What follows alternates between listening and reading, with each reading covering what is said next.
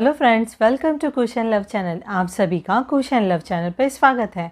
आज हम बात करने वाले हैं कि मोस्टली लेडीज़ की, मोस्टली जो वाइफ्स हैं उनकी कंप्लेंट्स रहती है या फिर वो ऐसी महसूस करते हैं कि उनके पति उनकी अहमियत नहीं करते, उनके पति उनको वैल्यू ही नहीं देते।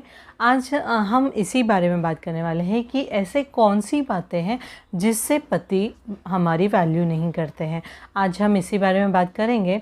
देखो, बातें ऐसी हैं, मैंने एक्चुअली पॉइंट्स निकाले हैं। तो फर्स्ट पॉइंट ये है, देखो, अगर आपको अपनी वैल्यू किसी से करवानी है तो फर्स्ट और मोस्ट इम्पॉर्टेंट पॉइंट ये बताऊंगी कि अगर हमारी वैल्यू कोई करना हमें इम्पोर्टेंट ऐसे लगता है तो पहले तो खुद की वैल्यू खुद करना सीखिए।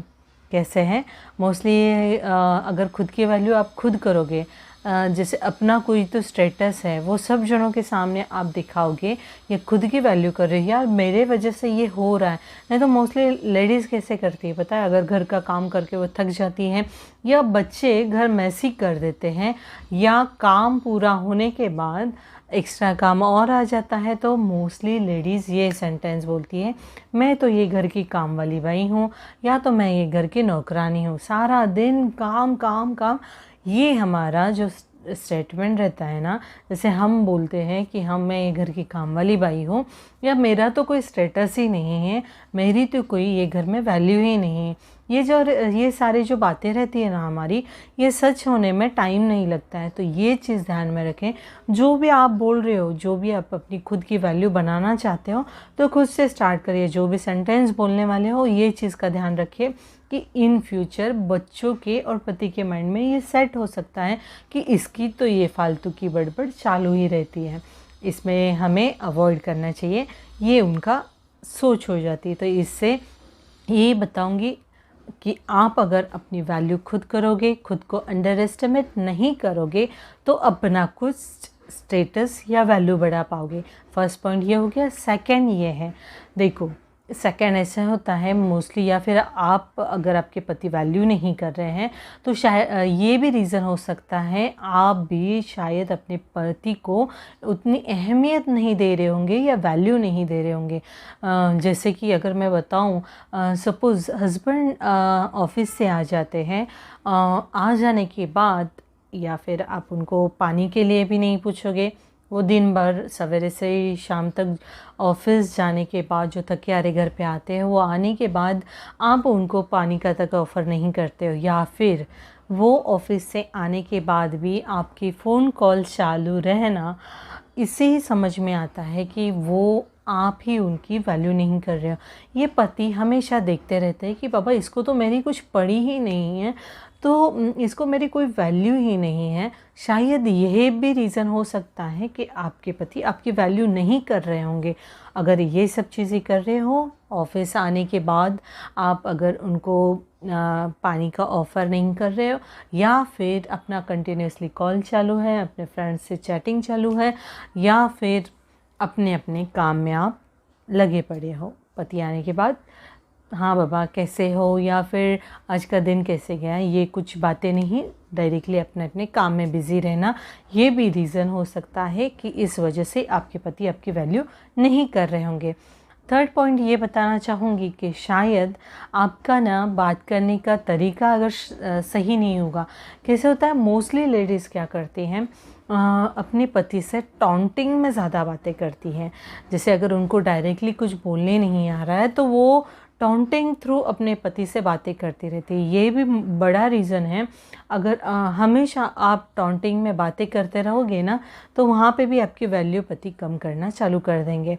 कैसे, जितना आप पोलाइटली अपने सिचुएशन हैंडल करते हो या अपने पति से बात करते हो, देखो कैसा फंडा है पता है क्या, जैसे आप दोगे ना, रिस्पेक्ट देते हो, उतनी रिस्पेक्ट आपके लिए भी बनती है। जैसे आप रिस्पेक्ट देने की कोशिश ज़्यादा से ज़्यादा करोगे उतना रिस्पेक्ट आपको मिलेगा, ये गारंटी है। ठीक है, तो ये चीज़ का ध्यान रखना। अगर बातचीत करने का तरीका आपका गलत है या टॉन्टिंग थ्रू है तो इसे सुधारिए। देखो, थोड़ा सा आपको रिस्पेक्ट अपने पति की करनी पड़ेगी, क्योंकि आपको भी पता है अभी सारा संसार या पूरा जो जीवन है अपना इनके संग बिताना है। तो यहाँ पे ये चीज़ का आपको ध्यान रखना होगा कि हमेशा रिस्पेक्टफुली बात करें अपने पति से। इससे आपको आपके पति भी रिस्पेक्ट देना चालू करेंगे। फोर्थ और मोस्ट इम्पॉर्टेंट पॉइंट ये भी है कि हमेशा हमें अपने पति के लाइक डिसलाइक के बारे में भी जानना है। कैसे है कि उनको कौन सी चीज़ें पसंद हैं या कौन सी चीज़ें उनको नापसंद है, ये चीज़ का ज़्यादा करके ख्याल रखना है। कैसे होता है, हमेशा मोस्टली लेडीज़ मैंने देखा है कि वो अपने पति को क्या पसंद है ये चीज़ की बिल्कुल परवाह नहीं करती है। वो हमें खुद को क्या पसंद है वो चीज़ें वो ज़्यादा बनाती है घर पे, या वो बाहर से ऑर्डर देके मंगा लेती है। यहाँ पे वो क्या करती है कि वो अपनी चीज़ों का ध्यान रखती है, पति को क्या चीज़ें पसंद है वो चीज़ें वो एक बार पूछना भी नहीं चाहती है, वो डायरेक्टली वो चीज़ों बनाना चालू कर देती है या ऑर्डर दे देती। इवन मैंने ये भी देखा है कि मोस्टली घरों में अगर जैसे मोस्टली वाइफ्स एक्सपेक्टेशन करती है ना कि उनके बर्थडे पे उनको सरप्राइज़ गिफ्ट्स मिले, सेम यहाँ पे भी है। क्यों? हर पति को इच्छा होती है या उनको भी ऐसे लगता है कि हमेशा मैं ही गिफ्ट दे रहा हूँ तो मुझे भी कुछ तो सरप्राइज़ गिफ्ट मिलना चाहिए, हर पति की इच्छा होती है। तो देखो हम मोस्टली लेडीज़ की थिंकिंग क्या रहती है कि हम क्या दे सकते हैं, हम तो हाउस वाइफ हैं। बट मोस्टली हस्बैंड्स हमें घर चलाने के लिए थोड़े बहुत जो पैसे देते हैं उसमें सेविंग करके हम अपने पति के बर्थडे पे या एनिवर्सरी पे कुछ तो सरप्राइज़ हमें करना चाहिए, सेलिब्रेशन होना चाहिए, उनको सरप्राइज़ गिफ्ट हमें देनी चाहिए। ये भी बहुत बड़ा रीज़न है।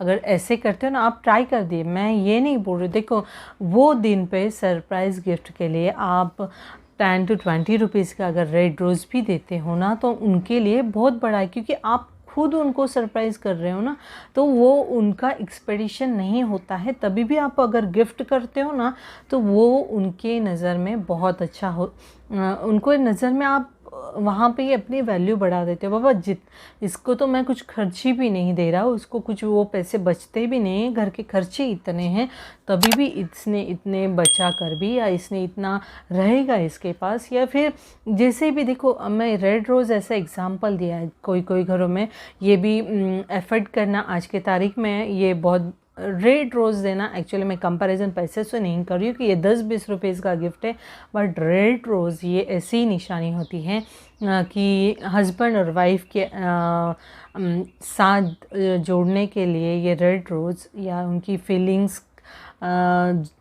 जो रहती है वो जाहिर करने के लिए रेड रोज़ बहुत ज़्यादा इम्पोर्टेंट माना जाता है। तो ये चीज़ का ध्यान दीजिए। मैंने एज अ एग्ज़ाम्पल ये रेड रोज़ का दिया है। मोस्टली आजकल हर एक जनों की डिमांड तो बहुत ज़्यादा बढ़ गई। एज़ यूजुअल आपको जितना आप एफर्ट कर पाते हो उस हिसाब से आप थोड़ा छोटा सा क्यों ना हो गिफ्ट ज़रूर दीजिए। इससे भी थोड़ी सी वैल्यू बढ़ेगी और वो शायद अच्छा भी फील करेंगे खुद को।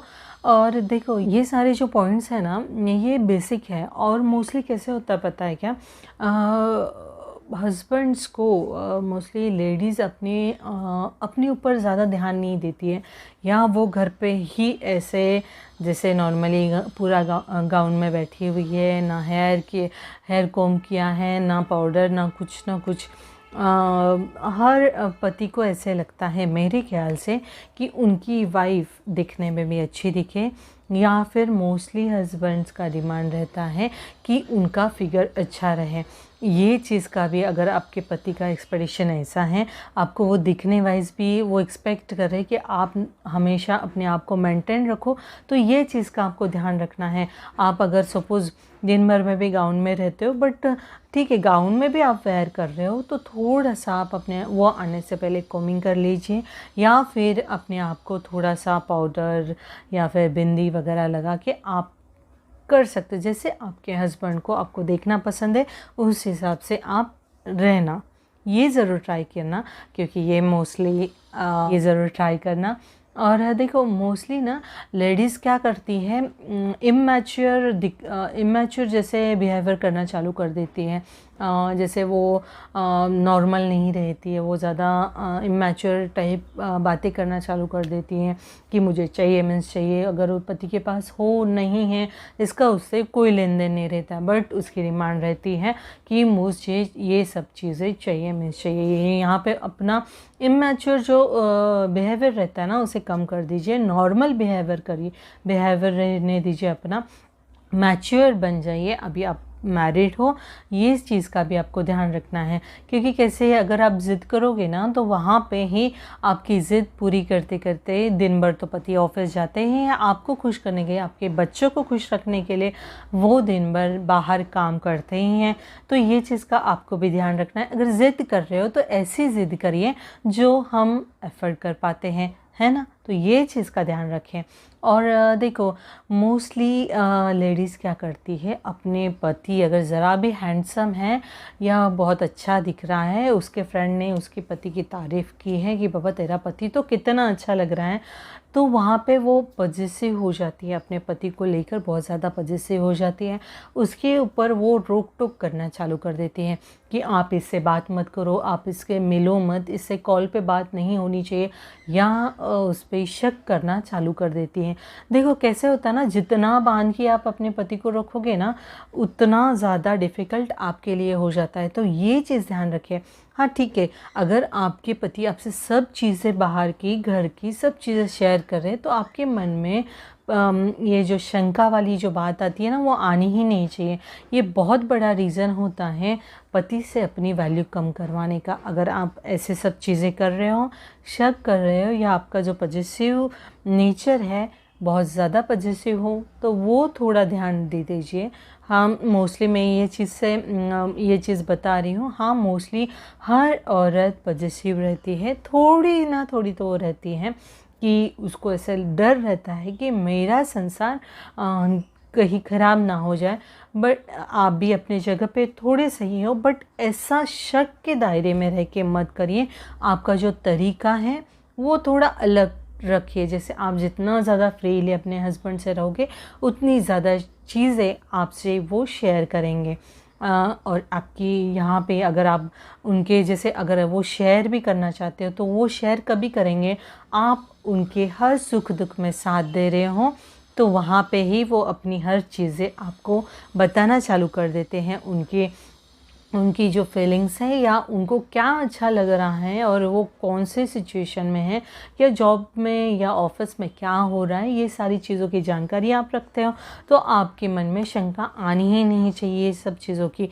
और हाँ मोस्ट और लास्ट इम्पॉर्टेंट पॉइंट ये बताऊंगी, जैसे ऑफिस से हो या वो कोई चीज़ अच्छी चीज़ कर रहे हैं, तो उनको अप्रिसिएशन ज़रूर करिए। कैसे है, अगर आप अप्रिसिएशन करोगे, एक हस्बैंड अपने पति से यही एक्सपेक्टेशन करता है कि उनके कोई भी जैसे वो अगर जीत रहे हैं तो उसमें अपनी वाइफ हमेशा खड़ी रहे, और हार भी गए हैं तो वो सिचुएशन में भी उन्हें हैंडल करना आना चाहिए, या फिर आपको खड़े रहना बहुत ज़्यादा ज़रूरी है। ये जो फंडा है ना अप्रिसिएशन वाला, ये आप ज़रूर अपने ज़िंदगी में, अपने लाइफ में रखें, ये बहुत ज़्यादा इम्पोर्टेंट है। देखो ये जो मोस्टली मेरे ख्याल से 7 to 8 पॉइंट्स रहेंगे, ये जो मैंने बताया है, ये आपको थोड़े भी अच्छे लगे रहेंगे, या फिर आप मुझे कुछ सजेशन करना चाह रहे हो तो प्लीज़ अगर हस्बैंड अपनी वैल्यू करे, कुछ सजेशन देना चाहते हो तो कमेंट्स में ज़रूर करवा दीजिए।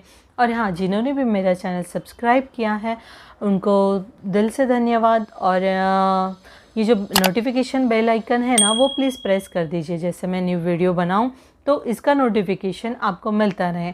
ठीक है, थैंक यू।